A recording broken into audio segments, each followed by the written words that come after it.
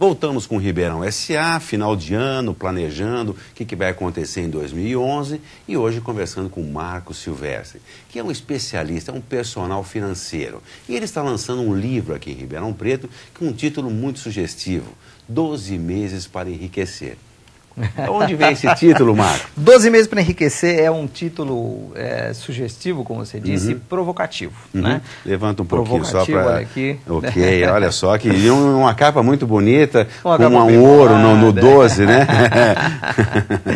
E na realidade, assim, estudando as possibilidades de títulos que a gente tinha para a obra, a gente pensou no 12 meses para enriquecer, porque é provocativo e, veja bem, não está colocado aqui 12 meses para ficar rico, ou sequer 12 meses para ficar milionário, porém 12 meses para enriquecer. Né? E a gente esclarece essa sutileza, é o seguinte, ninguém partindo de uma situação de classe baixa ou de classe média consegue efetivamente ficar rico, no sentido que a gente conhece riqueza por aí, de milhões acumulados e coisa e tal, em questão de 12 meses. Pelo menos não de forma legal e moralmente aceitável, que é como todo mundo sempre gosta de fazer. Agora, enriquecer, no sentido de partindo de patamar onde você está, e você prezar por ter um relacionamento melhor com o dinheiro através de gastos mais econômicos, dívidas mais prudentes, de ter investimentos e prezando pelos investimentos mais dinâmicos, é possível sim você enriquecer de forma muito expressiva. É possível você fazendo essas coisas todas, adotando essas técnicas, inclusive essas ferramentas. O livro, por exemplo, traz um CD com ferramentas que você pode usar no seu computador, inclusive. É muito fáceis, tá? É tudo muito acessível. É um livro consultor. É um livro consultor. É o trabalho que você faz como consultor financeiro, você conseguiu passar para uma edição. Você definiu tão bem que assim, você definiu qual foi a minha motivação em escrever esse livro, né? Quer dizer, uma das coisas, há 20 anos já atuo como planejador financeiro e uma das coisas que vinha me constrangendo nos últimos anos é assim, a limitação do meu trabalho, a pouca quantidade de pessoas que eu consegui atingir. É lógico que nesse sentido o trabalho na Band News FM foi e tem sido fantástico, porque nesse trabalho a gente fala com centenas de milhares de pessoas e a gente pode expandir, então, esticar até onde esse conhecimento pode chegar. Agora, o livro é uma boa complementação para isso, porque ele traz todo esse conteúdo, que aliás é o conteúdo que representa a nossa metodologia de reeducação e orientação financeira pessoal e familiar, que é a metodologia PROF, Programa de Reeducação e Orientação Financeira, que nós desenvolvemos na Unicamp, numa iniciativa pioneira. Eu coordenei esse projeto. E traz tudo isso assim de forma organizada, para que a pessoa possa pegar, ler com calma e colocando isso aos poucos na sua vida. Afinal de contas são 12 meses, né? Não são um mês nem dois, não é aquela coisa mágica, varinha de condão de uma hora para outra, mas assim, coloca tudo isso em prática, né? Ou pelo menos eu sempre digo assim, não quer colocar tudo em prática, coloque metade em prática e você já vai longe na sua vida financeira. Quer dizer, é um start, é um processo de mudança que tem que ter uma ruptura com aquele pensamento antigo da forma de tratar o dinheiro. Nós, pelo menos eu, não fui tratado muito bem, não fui muito educado para o dinheiro. Acho que toda essa geração não foi muito bem. Nós temos a oportunidade, como nós falamos no primeiro bloco, dessa nova geração tratar melhor o dinheiro, o brasileiro tratar melhor. Você vê o americano ele fala, quanto eu vou fazer esse ano? Quer dizer, tem a coisa do fazer. Quanto eu vou conseguir esse ano, tudo. Ele já faz o planejamento dele. E ele pensa numa base anual, você vê que ele não pensa só quanto ele ganha no mês, ele pensa o quanto ele ganha no ano inteiro e quanto ele vai gastar, portanto, no ano inteiro também, né? E isso vai dando uma tranquilidade para ele sabe que X vai para a Bolsa de Valores, que é o futuro dele que vai estar garantido. Quer dizer, então já tem uma mentalidade, né? Um país capitalista que sabe trabalhar melhor essa questão. Mas dentro dessa filosofia, eu gostaria de sugerir também uma dica aqui para os nossos telespectadores. O Marcos tem um programa muito interessante, que é o Na Ponta do Lápis, só que aos sábados tem uma edição um pouquinho mais elaborada, vamos colocar assim, você consegue aprofundar mais os assuntos. A gente tem mais tempo, são 3 blocos que a gente tem de programa, né? 1 hora inteira de programa, e nessa 1 hora a gente tem 3 blocos. No primeiro bloco a gente sempre trata de um tema que foi especialmente escolhido para aquele dia, e no segundo e terceiro blocos a gente trata das questões dos ouvintes que vão nos enviando, felizmente são dezenas e dezenas de e-mails que a gente recebe toda semana e nós vamos então abordando esses assuntos, dando uma dica calma, orientação lá e normalmente essa orientação serve quase que para todo mundo, né? Porque eu digo assim, os nossos desafios, os nossos problemas com relação ao dinheiro são muito parecidos, de bolso para bolso, né? A gente pode aprender muito uns com os outros. E independente do patamar, quer dizer, do patamar de riqueza acumulada, o problema acaba sendo meio que repetitivo, né? E é importante o horário do programa, programa que ele começa às 14 às 15 horas, aos sábados. E é um horário tranquilo. Eu acho que a tendência da Rádio News, de uma forma geral, no mundo, ela vem mudando o comportamento da população. Por quê? Ela tem um sábado à tarde, que é um dia, se você sintonizar a televisão, você tem poucas opções. Exato. Quer dizer, o rádio passa a ser um companheiro também no final de semana, levando informação de qualidade. A Band News tem uma programação domingo de manhã, para quem gosta de esportes, de qualidade também. Então, isso é uma mudança, um meio tão antigo como o rádio, que conseguiu uma nova roupagem e uma tecnologia, no caso da Band, com 9 rádios. No Brasil inteiro, nas principais capitais. Ribeirão é a menor cidade, é um privilégio para Ribeirão Preto ter uma rede, né, e ganhou realmente um produto com qualidade, porque é um produto de capital que nós temos aqui com uma programação local. Mas vale a pena notar, sábado das 14 às 15 horas, o Marcos dando dicas assim mais aprofundadas aí, e acho que muita coisa que você colocou no livro, você vem colocando na Band News também. Sem dúvida, quer dizer, são diferentes formatos da gente explorar o mesmo conteúdo, né, e no fundo passar aqueles conhecimentos que, como eu digo, vão te levar a saber o que fazer melhor com o dinheiro. O dinheiro é uma ferramenta extremamente poderosa, né, para o bem e para o mal. Eu costumo comparar o dinheiro com uma faca, Valdir. Assim, faca é uma coisa tão útil que todo mundo tem faca em casa, inclusive tem mais de uma em casa. Agora, a faca depende muito do que você vai fazer com ela. Você pode usá-la para o bem, você pode usá-la para o mal. O dinheiro é a mesma coisa, então tem que pegar esse conhecimento todo e incorporar isso para a tua vida no seu dia a dia. Explorar mais um pouquinho o seu conhecimento.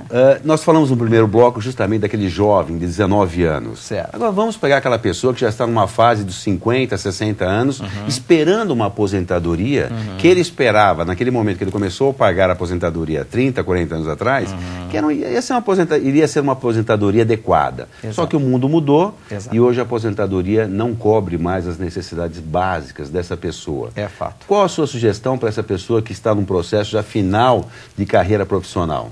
Sabe que no começo da minha carreira eu ouvia dizer assim, puxa, mas eu tenho tão pouco dinheiro, eu vou me preocupar. Esse negócio de se preocupar com dinheiro é para quem tem muito, né? Não, justamente, quanto menos você tiver, acho que assim, no bom sentido, mais você tem que estar preocupado com o que você vai fazer com aquilo, né? Para alguém que está na fase da pré-aposentadoria e já está vislumbrando essa circunstância, como você falou, assim, olha, a aposentadoria do governo não vai me dar aquele nível de vida que eu queria, eu recomendo, em primeiro lugar, aprender tudo que você puder, antes sequer de chegar nessa fase da aposentadoria, sobre como ter gastos econômicos, gastos que sejam muito bem focados naquela qualidade de vida que você quer ter, nas prioridades que você tem, naquilo que é verdadeiramente mais importante para você, que você não deixe de acelerar o seu pé de meia, né, nesses anos de reta final, rumo à aposentadoria, e que você pense, por que não? Assim, eu não gosto, eu vou fazer 43 anos agora, meu pai tem 67 anos, é uma pessoa extremamente ativa ainda, e eu vejo clientes meus que já estão adentrando a terceira idade e se mantêm muito ativos. Eu particularmente não gosto e não recomendo muito não, essa coisa do pendurar chuteiras, né?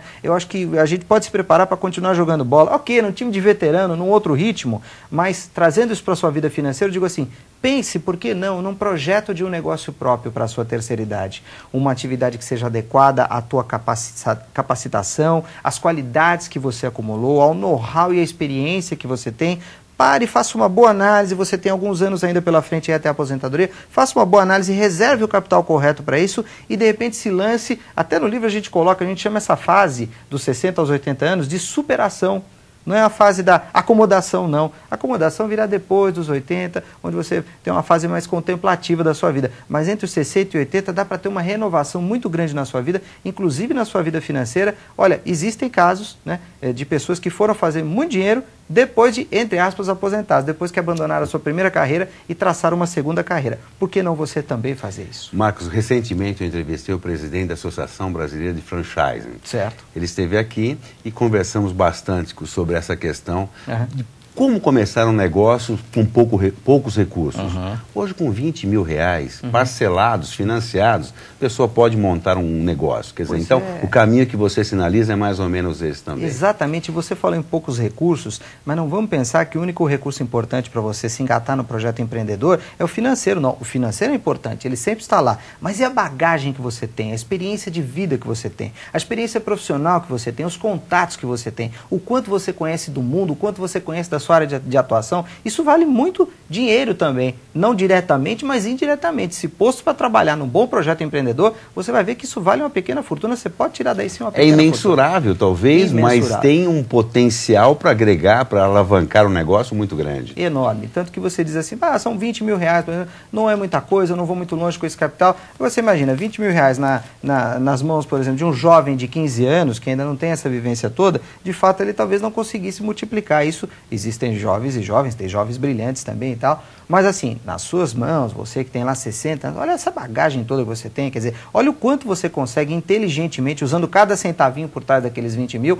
alavancar esse pequeno, entre aspas, investimento financeiro e uma oportunidade de negócio interessante. É uma questão de você arregaçar as mangas e se predispor a essa renovação. E é uma renovação que vai acabar, inclusive, trazendo uma renovação na sua vida como um todo, porque isso ajuda na autoestima. Você fala, poxa, me lancei num novo projeto, olha aí, eu estou conseguindo realizar, eu estou conseguindo abrir uma nova carreira quando eu pensei que o jogo já estava encerrado. Quando eu pensei que o jogo já estava encerrado, eu fui para o segundo tempo e estamos ganhando.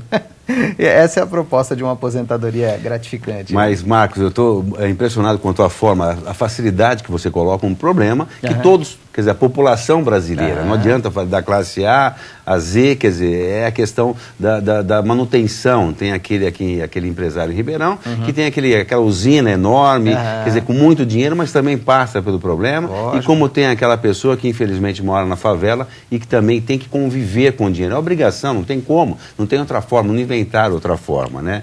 Isso... Você sabe que eu tinha um querido professor de psicologia, Valdir, que toda vez que algum aluno em sala de aula falava problema, ele dizia assim, problema não. O pessoal já sabia o que ia responder. Desafio. Ele nos forçava a substituir a palavra problema por desafio, e embora fosse uma coisa caricatural, quase uma brincadeira ali, aquilo me ensinou muito, né? Sim, problema, ok, né?